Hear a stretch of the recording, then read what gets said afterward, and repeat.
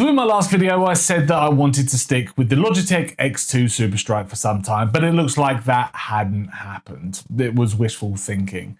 I've been using and testing the new Epomaker Carbon X gaming mouse instead. So let's talk about it. So looking at it, the Carbon X from Epomaker has a really striking look thanks to its honeycomb design. Now this is where weight comes in, because it only weighs around 46 grams, which is insanely lightweight and makes it really nice to whip across a mouse mat. It is a little front heavy as well, but I do like that in a gaming mouse, and it's nowhere near as big as my Superstrike, which meant I needed to adopt more of a claw grip, but it was comfortable enough to use. I do miss a hump to sit comfortably in the palm of my hand, and I'd be more keen, I think, to recommend it to those with smaller hands because it doesn't have that hump.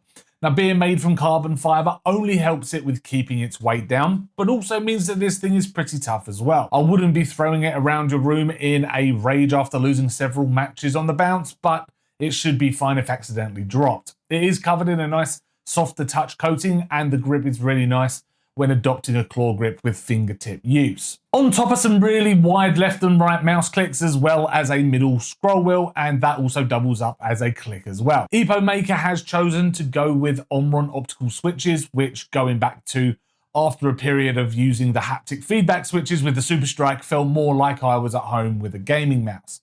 The clicks do feel snappy and lightweight, though I must say, versus the custom actuation point on the Superstrike, you really do notice travel distance, but I think that's because I've been a bit spoiled lately.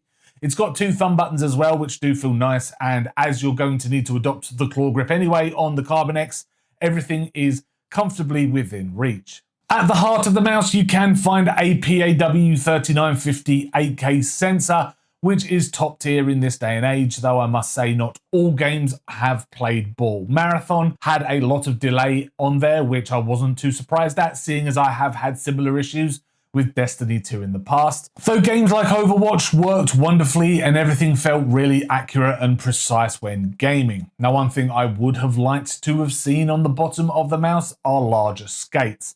These right now are absolutely tiny, though they do feel solid enough with my cheapskate Amazon mousepad. There are three ways to connect this mouse to a device. You've got wired, Bluetooth, and 2.4 gigahertz, of which I've done the majority of my testing with the latter.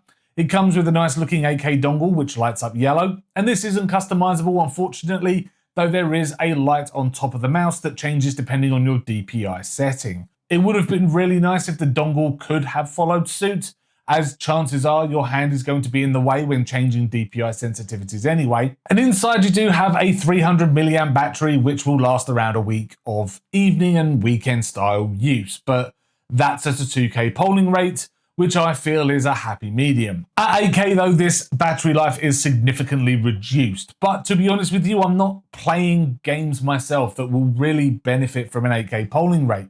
I'm currently playing through Resident Evil Requiem, if that gives you an idea of the type of thing I play, but even still, using it for a game like that, which does rely on the scroll wheel to cycle weapons, it felt really, really good. The mouse uses an online driver, which is super convenient if you are going to be using your gear on multiple devices, and its layout is very basic. It doesn't look great, it is quite inaccessible, I think, when it comes to reading text. I feel that Epomaker, if they're going down the route of online software, need to make it clearer. Not for menu layout though, that seemed okay and quite self-explanatory, but more from a contrast perspective.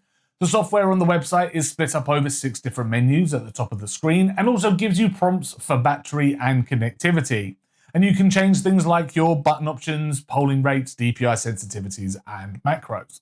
To finish up, I will say that it is a great mouse, but there is a caveat to that. Now, if you have larger hands, then this won't be massively comfortable to use for longer periods of time, and there are better options out there. However, if you're an esports gamer, the sensor and lightweight feeling this mouse gives is wonderful. The battery life is okay if you're using lower polling rates, but again, it's not the best out there. Going back to my X2 Superstrike, I think is going to feel weird because I've got used to this lightweight feeling, but the size for me just isn't good enough to use on a long-term basis. Price-wise though, for £60, this isn't a bad option if you're after a new mouse for your esports gaming.